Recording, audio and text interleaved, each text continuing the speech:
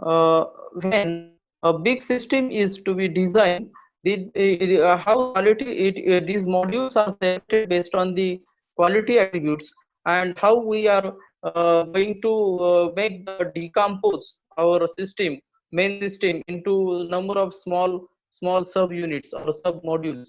So that is the attribute driven design. So it is a recursive decomposition process where at each stage, tactics and architectural patterns are chosen to satisfy a set of quality scenarios, and then functionality is allocated to instantiate the module type provided by the pattern.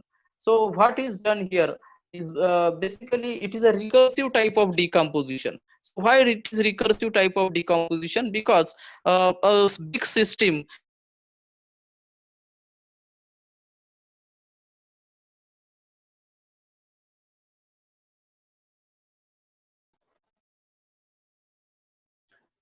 multiple So what is important is that it is a recursive type of decomposition. So why recursive type of decomposition? Because a large system is decomposed into small units, small sub units or modules, and these are separated based on their quality attributes which the modules will provide. So what quality attributes? That will be separate, that will be distinguished on based on their qualities or functions which the modules are performing. So this is called as the recursive decomposition process, and at each stage what tactics should be applied or what architecture pattern should be applied, that is decided, and then then whatever modules are there, they are separated, they are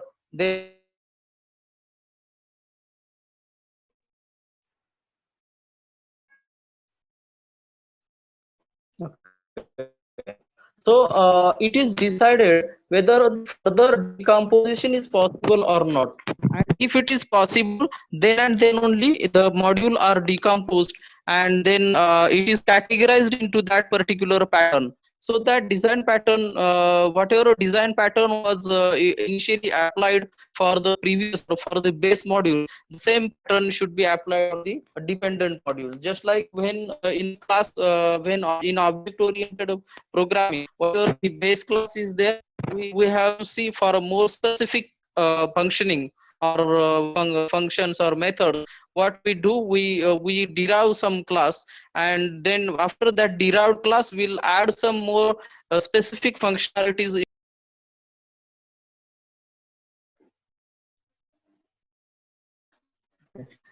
So the when this attribute driven design is made, the output of attribute driven design, the first several levels for module decomposition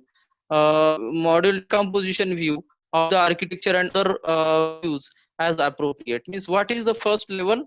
That this output, whatever is first output is there, that module decomposition. So in the first level, what is seen, that whether some more modularization or more decomposition is possible in the system. If it is possible, then and then only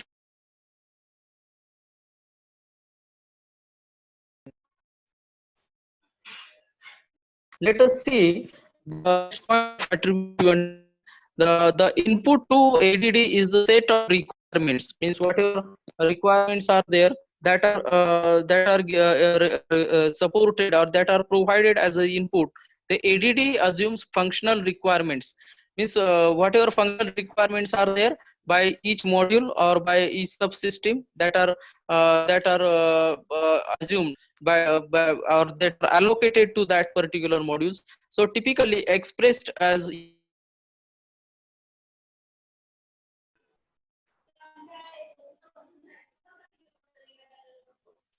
So these are the use cases at the first level, and these use cases are designed at this level, and the constraints as inputs means whatever the constraints are the input there, as do other design methods add mandates that quality requirement expressed as a set of system specific quality scenarios. Means whatever quality attributes should be fulfilled or quality scenarios should be worked out, so that should be fulfilled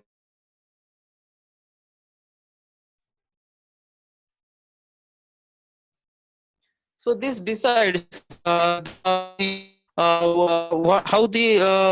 this module is decomposed, and how the similar functioning modules they are categorized, and how the design pattern is applied to such modules. And what this particular tells us that a similar type of or similar attribute or similar quality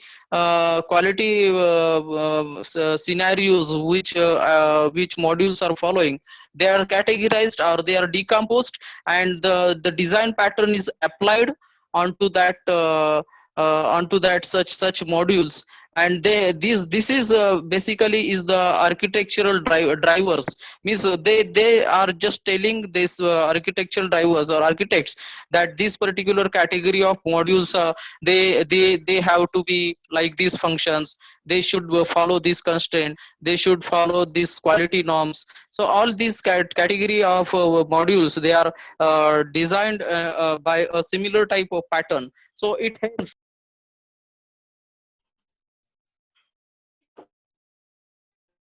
So similar to that, what are the now steps which are taken for the attribute driven design? So these are the two steps which are mentioned here. Choose the module to decompose. Means to whatever module is to be decomposed, first choose that module. So it may be a big system, or it may be your main project, okay, or whole system.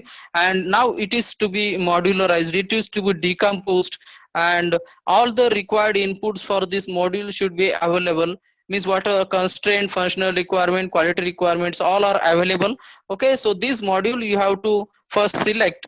Okay, then you have to decompose. Now we have to.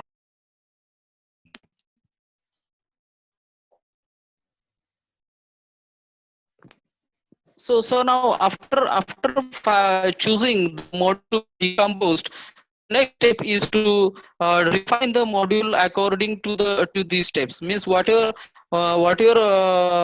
modules we have chosen to decompose, how these are refined, these modules. So we have to go through this process, or how these are decomposed, that we see. It has A, B, C, D, and E. Up to this these steps are there to refine this modularization or decompose. And we have to decompose this basically based on the